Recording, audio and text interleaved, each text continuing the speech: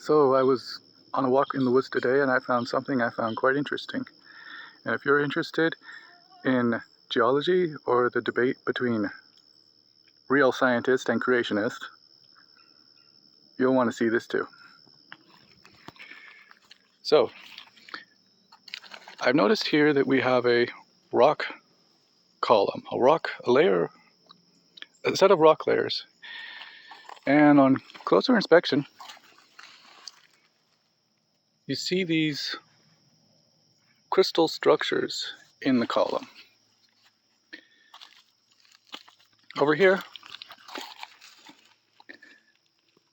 a very big intrusion of what appears to be granite and quartz. Let's see if I can focus it. Okay, yeah. Yeah, that's a nice piece of quartz right there.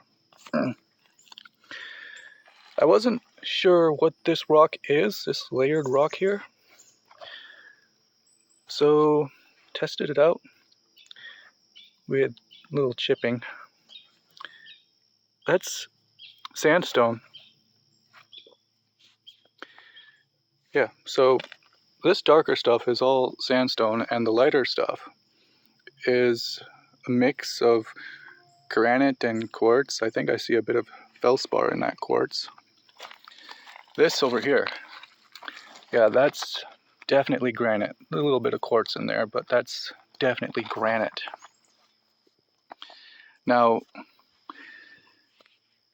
growing up in creationism, especially in the Seventh-day Adventist Church, I was taught a creationist model that asserted that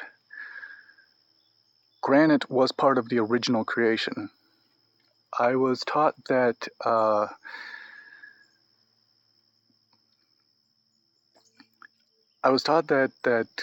God made granite as the basement rock of the earth, and that there was a layer of water underneath the granite.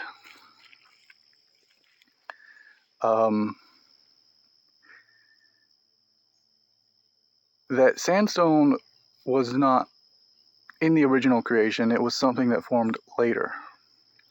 But here we can plainly see that granite does form on its own, which some creationist models do reject, that granite forms on its own. It had to be created. Here we see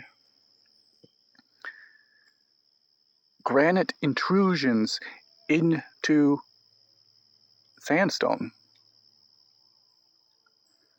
We see granite having formed in sandstone. And Scottish geologist James Hutton, before the Seventh-day Adventist Church even formed, before creationism really even became a big thing, Scottish geologist James Hutton, he wanted to figure this out. He wanted to figure out if land could form. And in an area, I think it was in Scotland, it might have been in England, but I think it was in Scotland, where the geology changes from a sandstone to a granite, he found places where there were formations like this. And he also even found places, cracks in the sandstone, where going through multiple layers of sandstone with granite in those cracks. I am aware that this doesn't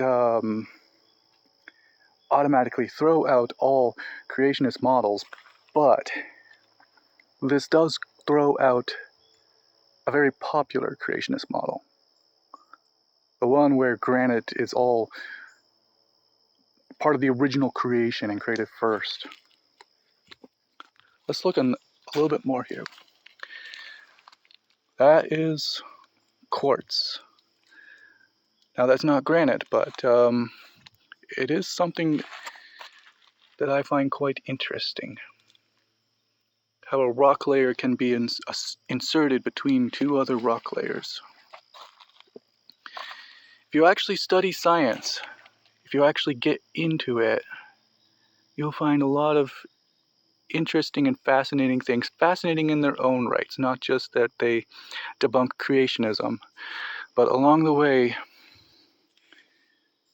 it will debunk creationism. I find that creationists dabble in science just to prove their own points, not for the fascination of science itself. Anyway, have a good day.